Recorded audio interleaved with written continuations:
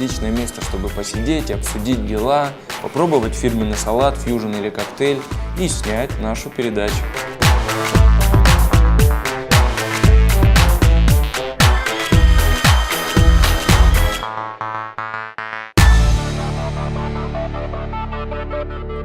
А ты знала, что к нам в город приехал легендарный Чингачгук?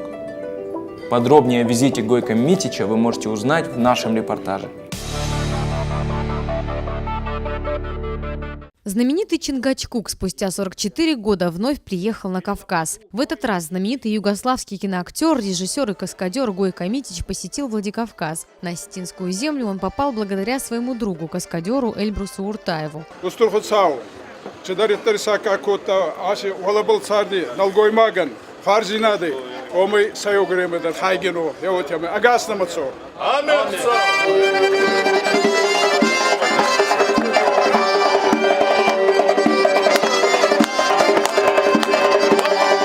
С Эльбрусом Уртаевым югославский актер познакомился на съемках фильма в Южной Африке. Тогда и завязались теплые дружеские отношения. На сегодняшний день у Гойко Митича нет проектов с Россией, но он готов придумать что-нибудь интересное вместе с каскадером Уртаевым. Он здесь родился. И он стал, да, правильно? Стал каскадером. И такие трюки делает. И он сейчас работает, живет в Южной Африке.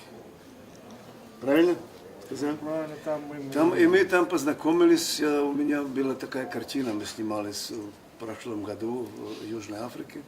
И вот я так удивлялся, как это возможно. Откуда он, да.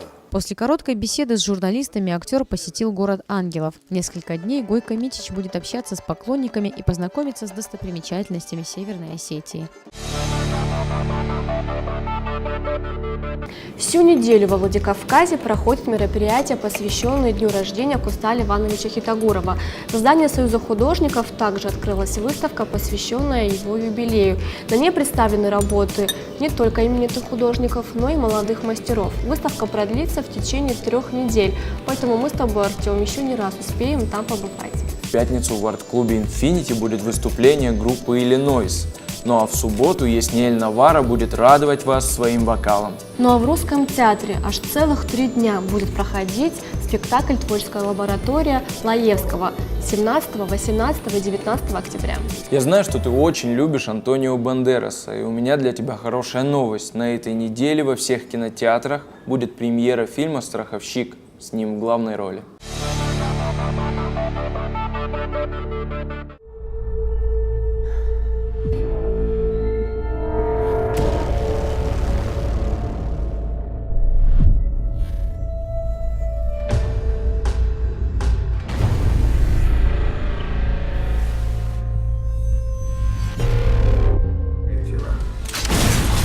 Начнется цепная реакция. Эпидемию не остановить.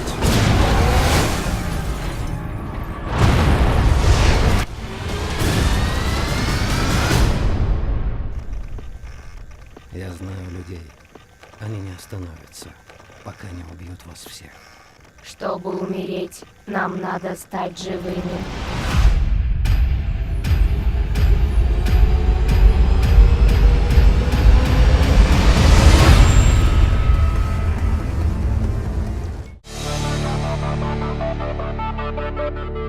Что касается ночной жизни и клубов, 49, как обычно, радует нас приглашенными гостями. На этот раз диджей и МС Серж.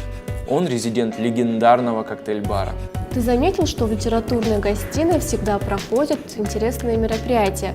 19 октября там будет проходить творческий вечер заслуженной артистки Северно-Южной Осетии Анны Албеговой, где она всех будет радовать своим исполнением. Для любителей юмора большой праздник. В комеди-баре «Подвал» 18 октября будет огромная, большая, вот такая вечеринка.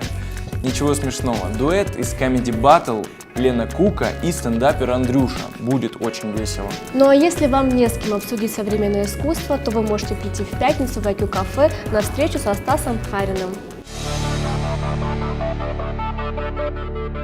Вот уже второй выпуск видеоафиши мы с Артемом посвящаем осетинскому кинематографу. Буквально недавно прошла премьера фильма «Рудник» Мурата Джусоева. Сегодня Мурат у нас в гостях, чему мы очень рады. Здравствуйте, Мурат. Добрый день, добрый. Такой первый вопрос. 19 век – это новая страница в истории Северной Осетии. Почему именно это время? Расскажите нам о идее картины. Этот фильм для меня был необычным. То есть мне позвонил, даже сейчас скажу его имя, Алам Мамиев. Это тот, который сейчас является как бы идеологом или комиссаром, или политруком, не знаю кем, вот наших ребят, которые добровольцы на Украине, да, в Донбассе. И он мне говорит, что с тобой хотят встретиться. Кто-то хотел с тобой поговорить. Я говорю, по какому поводу? Ну, он говорит, хотят поговорить тебе, чтобы предложить тебе снять фильм. Ну, я говорю, давай, хорошо, увидимся. Встретились, и этим человеком оказался Константин Битаров, который меня тоже знал. Но они мне сказали, что ну, все в твоих руках, сценарий, говорит, ты будешь писать. Ну, я тоже так подумал, что нужда вынуждает изощряться, так, знаете, придумывать какие-то вещи, которые не требуют больших затрат.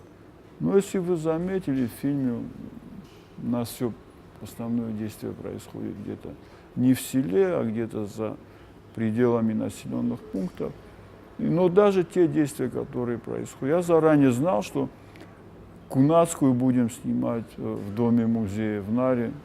Ну, спасибо Министерству культуры и музею, что они пошли нам навстречу. Но я знал, что они не откажутся. Я там уже снимал «Горец». По фильму будут судить о том, как жили в Осетии. Религия, одежда, еда. Сложно ли снимать было это время? В принципе, я достаточно знаком и с художниками, да и сам интересовался историей, так, мягко говоря, интересовался, да, историей вообще и культуры осетинского народа. То есть я вам скажу, что нету там ничего, случайного ничего нет. Мурат, расскажите, пожалуйста, что сложнее снимать, исторические картины или фильмы настоящего времени? Конечно, исторически сложнее снимать, потому что там нужно воссоздать все, включая психологию. То есть тогда была другая психология, другой ритм жизни.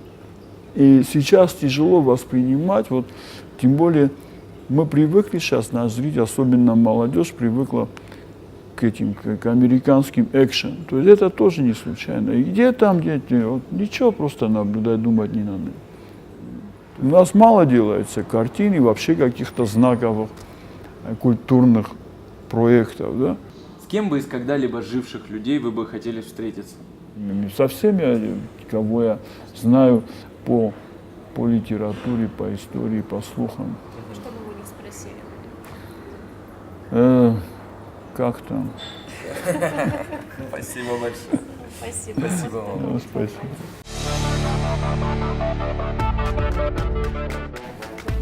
Давай, начинай, Тамара. Да начни уже. Да начинай.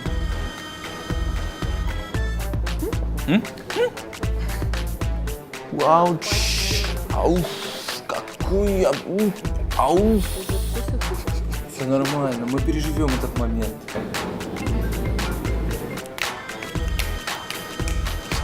Тома, Аня, я знаю.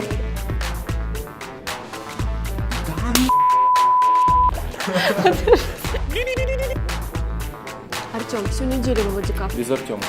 Ну, это теперь ваш вопрос.